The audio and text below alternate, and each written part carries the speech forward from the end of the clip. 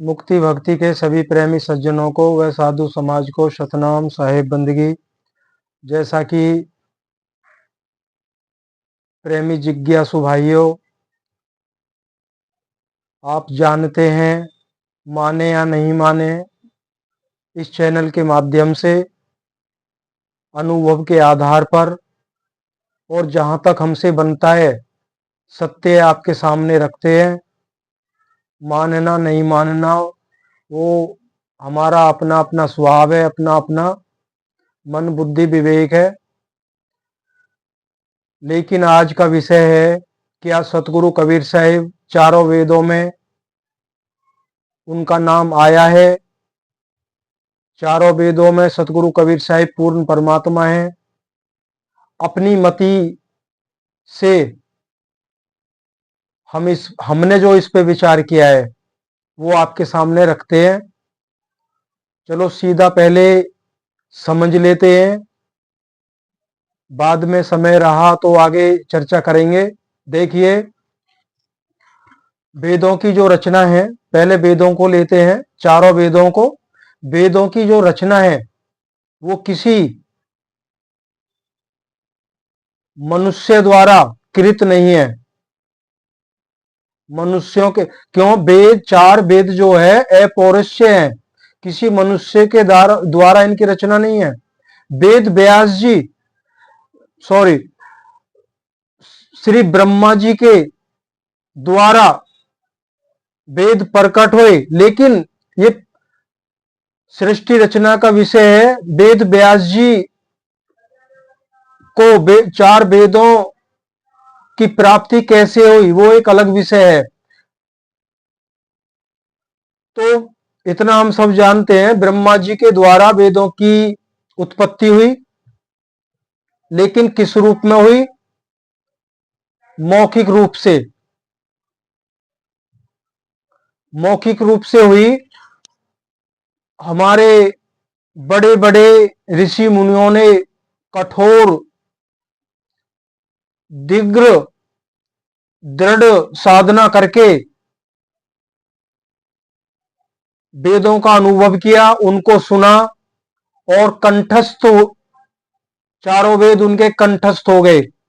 लेकिन ये हमारे बीच में आए कैसे? पहले इनको समझ लेते हैं थोड़ा सा।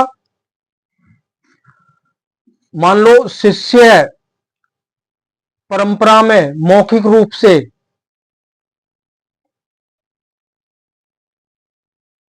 केवल ये मौखिक रूप से थे। गुरुजन सुनाते थे, शिष्य सुनते थे, उनको याद हो जाते थे, तो उसी हिसाब से अपना भक्ति चलती थी। लेकिन वेदों का जो प्रचार प्रसार हुआ इस संसार में, वेदों का जो प्रचार प्रसार हुआ वो प्रमुख ऋषि महर्षियों के द्वारा। कैसे हुआ? कौन कौन वो महान ऋषि थे?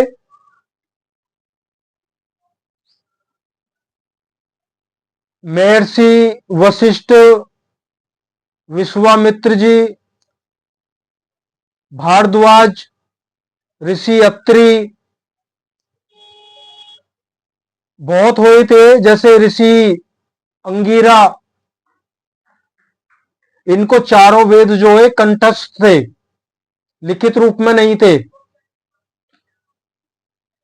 लेकिन बाद में ये जैसे लुप्त होने लगे,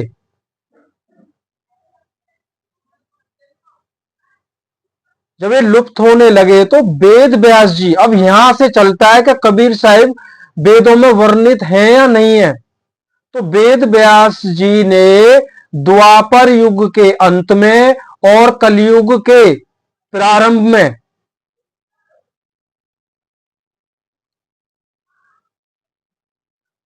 करीब 3200 वर्ष पूर्व वेदों की रचना की। 3200 वर्ष पूर्व वेद व्यास जी ने चारों वेदों की रचना की, कलमबद्ध किया, उनको लिखित में उनको वर्णित कर दिया। वेद व्यास जी को ये ध्यान देने वाली भी बात है, वेद व्यास जी को संधि, युग संधि महर्षि गुरु भी कहा जाता है।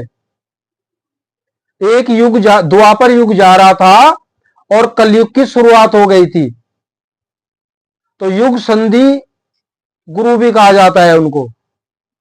तो 3200 वर्ष पूर्व वेदों की रचना हुई। इस बात को याद रखना है हमें, यह अहम पहलू है।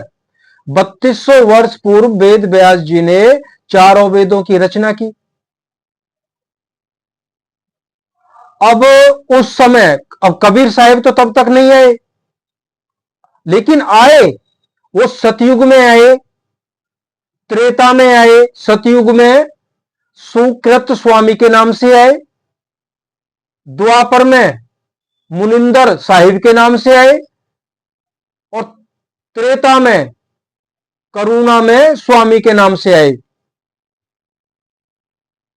आगे पीछे हो गया है तो माफ करना, लेकिन कबीर नाम से तो कलयुग में आए थे। और जब वेदों की रचना हो गई थी, वेद व्यास जी ने लिखित रूप में कर दिया था, तब तक कबीर नाम से तो कबीर साहिब नहीं आए। अगर वेदों में कबीर साहिब का नाम अगर आता है, या तो वो सत सुकृत स्वामी के नाम से आता, या मुनिंदर साहिब के नाम से आता, या करुणा में स्वामी के नाम से आता। कबीर नाम से तो प्रकट ही नहीं हुए कबीर साहिब अभी। 800-900 वर्ष लगा लीजिए, 800-900 वर्ष पहले कबीर साहिब आए थे, तो कलयुग में कबीर नाम से, कबीर साहिब के नाम से प्रकट हुए। जब वेदों की रचना हुई उस समय कबीर नाम नहीं था, और जहां पे कबीर आ रहा है वो कबीर साहिब के लिए वेदों में नहीं है। अब इस विषय को लेके बुरा लगेगा, लगता भी है, हमें भी लग जाता है, तो जो इस विषय को मानते हैं उनको भी लगेगा, मेरे भाइयों को। लेकिन ये हमारा प्रश्न भी है, बुरा मत मानना, आप उत्तर दीजिएगा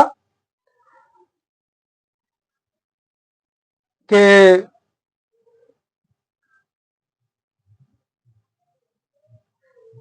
लास्ट पहलू जो आपका होता है वो होता है ज्ञान चर्चा का विषय। देखिए, ज्ञान चर्चा पहले तो हम समझते, ज्ञान चर्चा कब होती है और किस पहलू पे होती है। मान लीजिए, जैसे कि ये बीजक है और इस पे हमें कुछ आपत्ति है, किसी ने सुनाया, हमें आपत्ति है, तो ज्ञान चर्चा कब होती है? ज्ञान मतलब कि पक्ष और विपक्ष के पास में वो एक ही पुस्तक होनी चाहिए। ऐसा नहीं है मैंने बीजक उठा लिया और दूसरे भाई ने अपना लिखा हुआ, वो अपना लिखा हुआ बीजक उठा लाए, तो ये ज्ञान चर्चा नहीं है। ये जो है ये वाद विवाद का विषय बनता है। वेदों की बात आती है कि वेदों में लिखा हुआ है, तो वेद, जो वेद हैं जिस भी प्रकाशन से वो छपे हुए हैं, तो उन वेदों को लेके आए, दोनों ही पार्टी जब उन वेदों को लेके बैठे और अपनी अपनी मति से उनका उनको समझाए, तो ये तो है ज्ञान चर्चा। अब ऐसा नहीं है कि हमारे गुरु ने अपने मुखार बिंद से मन कल्पित वानियां लिख के वेदों की जो व्याख्या कर दी, और दूसरे के पास में जो वेद है, तो ये तो मिलान हो ही नहीं सकते, तो वाद विवाद बनेगा। दूसरा बात, जो ज्ञानी पुरुष होते हैं, जिनको ज्ञान हो जाता है, ठीक है कोई नहीं, हमारी समझ में जैसा आया हमने लिख दिया, लेकिन अभद्र भाषा का भी प्रयोग करते हैं। अगर मुझे ऐतराज है, मैं उस बात से सहमत नहीं हूं, तो बड़े सहज भाव से मैं बोल दूंगा मैं आपकी बातों से सहमत नहीं हूं। अगर आप हैं तो आप चलते रहिए। दूसरे पे कीचड़ उछालना, तो सबसे बड़ा ज्ञान तो यही दर्श जाता है कि हम किसी को ढोंगी, पाखंडी, इन शब्दों से अगर हम किसी को बोलें तो ये तो शोभामान नहीं है। ये ये शब्द तो स्वयं आभास करते हैं, ऐसा कहने वाला व्यक्ति अज्ञान, निराज्ञानी है।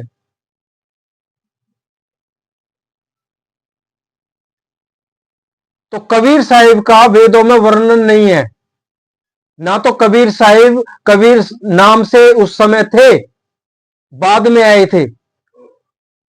वेद व्यास जी ने जब वेदों की रचना की है, तो कबीर साहिब का नाम, जब कबीर नाम परमात्मा का था ही नहीं उस समय, और पहले पहले लिखित रूप नहीं था, कंठस्थ थे।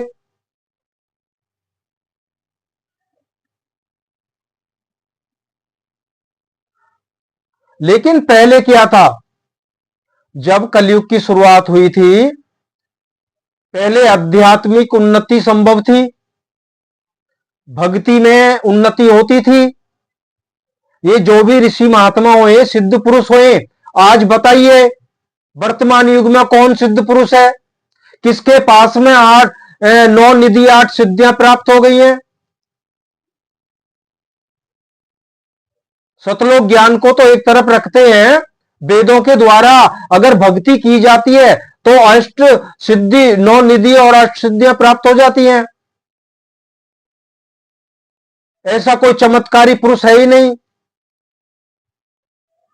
कोई होगा, वो कहीं मौन होगा, अपना छुपा बैठा है, जिसके पास में इतना अपार बल है।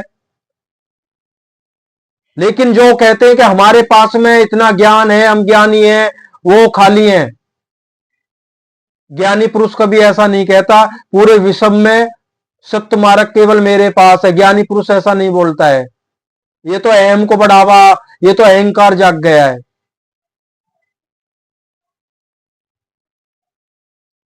तो ये सब वेदों को ना समझी का कारण है।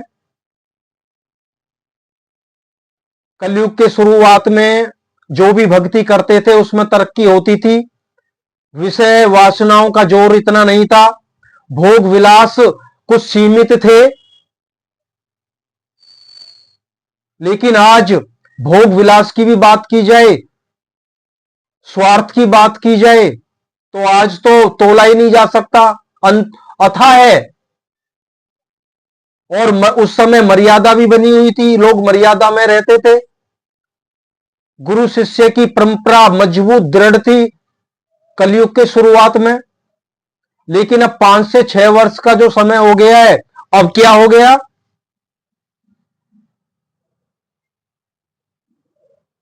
अब ये हो गया है, जो धर्म है, हम देखो ऋषि महात्माओं ने सनातन की जो नींव थी उसको मजबूत बनाए रखा। लेकिन आज क्या हो रहा है? आज हमारे द्वारा सनातन की नींव को हिलाने की कोशिश की जा रही है। सनातन को ही नहीं समझे हम। श्रीमद् भगवत गीता में लिखा गया है भाई सनातन दो ही है, एक आत्मा एक परमात्मा। जो आत्मा और परमात्मा के मर्यादा जो स्वाध्याय करता है, उस सत्य मार्ग पे चलता है, वही सनातन धर्म का पालन कर रहा है, वही सनातन की धर्म की नींव को मजबूत बना के रखता है। तो धर्म तो, ये सनातन धर्म कहां जा रहा है बहता हुआ? एक कर्म कांडों में सिमट गया है। इतने कर्म कांड बना दिए गए हैं, इतना भ्रम फैला दिया गया है, तो सनातन धर्म की नींव को हिला दिया गया है। और सत्य की बात करें, सत्य को तो लाभ से तोला जाता है आज के समय में।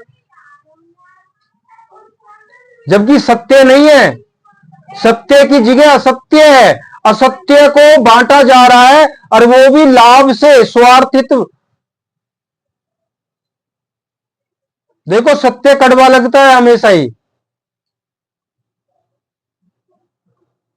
जो सत्य का जिज्ञासु होता है, और उस जिज्ञासा, उसकी जो जिज्ञासा जिस साधु महात्मा से तृप्त होती है, वहां ये सब पाखंड नहीं मिलता है, कोई भ्रम नहीं मिलता है, वहां कोई चकाचौंध नहीं मिलती है। और संबंध क्या आज आज के समय में संबंध क्या है? स्वार्थ है तो संबंध है, स्वार्थ नहीं है, तू मेरा नहीं मैं तेरा नहीं। सारी दुनिया स्वार्थ पे टिकी है, संबंध स्वार्थ पे टिका है। अगर स्वार्थ नहीं है तो कोई संबंध है ही नहीं। परमात्मा की भक्ति को भी स्वार्थ से बांध दिया है, तभी तो हम टिकते हैं। लाखों की, करोड़ों की संख्या में जो भीड़ है, वो क्यों है? वो परमात्मा का ऐसा स्वार्थ दे दिया है, हम टिके रहते हैं फिर वहां। अगर सत्य को सत्य बता दिया जाए तो नहीं टिका जाएगा। क्यों? आत्मा और परमात्मा का क्या स्वार्थ है? दोनों एक ही है। अगर सीधा सीधा बता दिया जाए तो भीड़ किस बात की? जो टिक जो चलेगा वो रहेगा।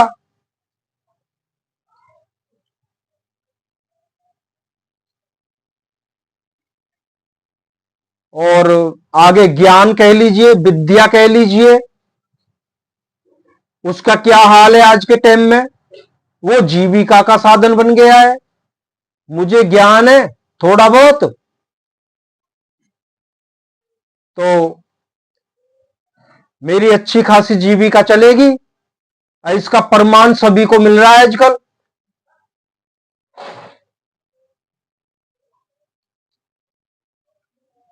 सबके अकाउंट नंबर चलते हैं, दान दक्षिणा चलती है। अगर कोई भूखा मिल जाए रास्ते में, उसकी तरफ हम देखते भी नहीं है। लेकिन जहां अथाह है वहां दिए ही जा रहे हैं, दिए ही जा रहे हैं।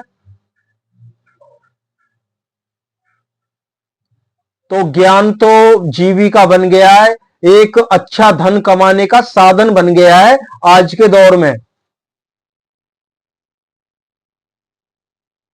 तो इसलिए ये मनुष्य देह हमारे पूर्व जन्मों के संस्कार, भक्ति के संस्कारों से मिली है। ये ऐसे ही प्राप्त नहीं हो गया है, चाहे वो गुरु की देह है या शिष्य की देह है। पिछले भक्ति के संस्कार अच्छे रहे होंगे तो मिली है, ये किसी और की देन नहीं है। इसलिए बड़े सोच समझ के अच्छे से विचार करें, विवेक से, अच्छा विवेक लगाएं। देखो, हम हमारा कौन सा काम है जहां हम बुद्धि विवेक नहीं लगाते? जब पूरी तरह संतुष्ट हो जाते हैं, जब हम काम करते हैं, कोई भी भौतिक जगत का हमारा अपना काम है, घर बनाने से लेके बच्चों की पढ़ाई लिखाई तक, मकान दुकान का, बिजनेस का। लेकिन जहां परमात्मा से मिलने की बात है, वहां हमें बुद्धि विवेक की आवश्यकता नहीं है ना। बस जो बता दिया गुरु ने वही अटल है, वहां क्यों बुद्धि विवेक लगाया जाए?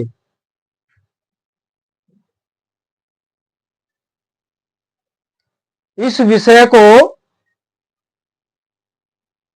आगे अच्छे से खोलेंगे ताकि हम भ्रम से निकल सकें। सतनाम साहिब बंदगी।